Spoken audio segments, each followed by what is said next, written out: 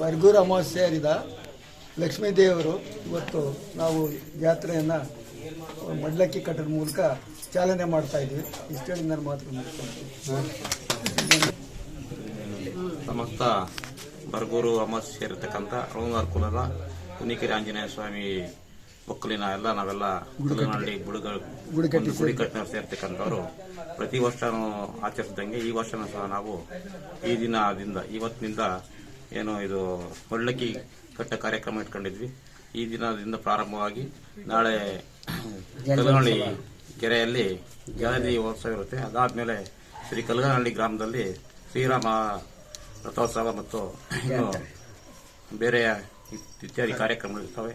ಹಾಗಾಗಿ ಎಲ್ಲ ಸಾರ್ವಜನಿಕರು ಹೆಚ್ಚಿನ ಸಂಖ್ಯೆಯಲ್ಲಿ ಬಂದು ಭಾಗವಹಿಸಬೇಕಂತ ಕೇಳ್ಕೊಳ್ತೀವಿ.